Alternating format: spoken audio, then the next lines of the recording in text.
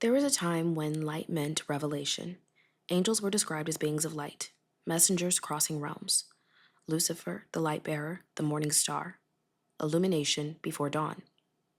The fallen angel myth was never simply about rebellion, it was about descent, light leaving the heavens and entering matter. In the modern world, light still carries messages, but now it travels through fiber optics. Across theological history, angels are luminous intermediaries. Stars symbolize guidance, light represents knowledge. That vocabulary has never disappeared. It evolves. In the modern era, light becomes infrastructure.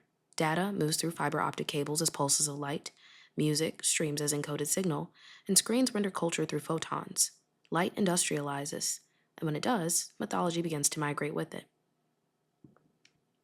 Roc Nation is a corporate management and entertainment company founded by Sean Carter. It negotiates contracts, structures careers, shapes branding, and distributes influence. Later, Sean Carter, also known as Jay-Z, would also release a track titled Lucifer.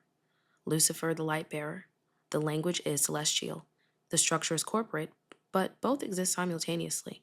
Jay-Z's wife, Beyoncé, released her self-titled visual album on December 13th, 2013. A surprise drop, not just music or imagery, but atmosphere and myth. One of the tracks is called Haunted. The visuals are spectral, ethereal, dimly lit, and luminous against shadow.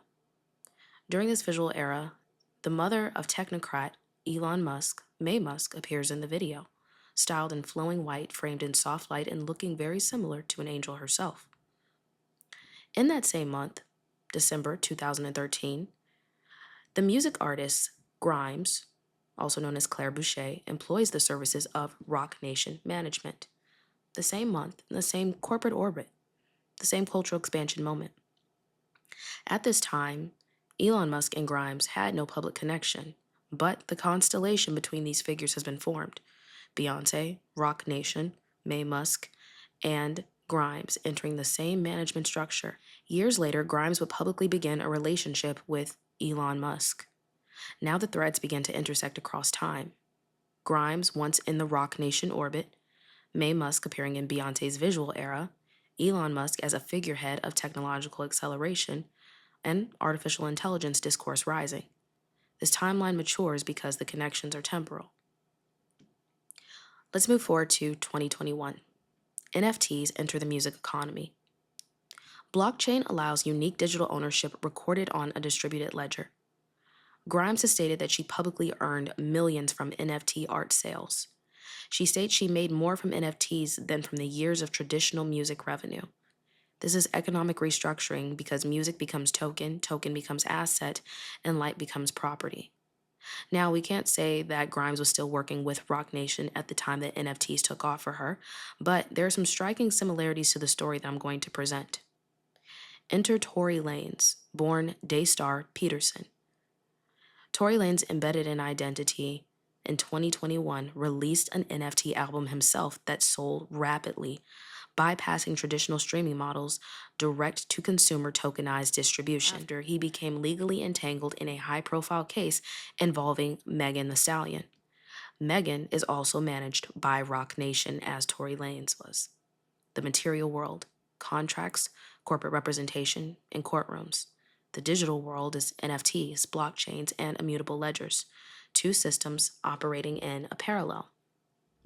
So let's talk a little bit about Megan Thee Stallion. Recently, in her music video for Lover Girl, she appears framed in luminous aesthetics, angelic softness layered over earthly power.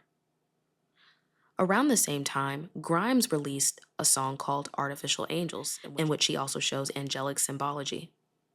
So within this ecosystem, we now have Lucifer, the light bearer, the haunted music video with spectral framing of angels, the artificial angels motif between Grimes and Megan Thee Stallion, both who have been associated with Roc Nation, Tory Lanez with the embedded celestial identity with his name Daystar, and NFTs as tokenized light.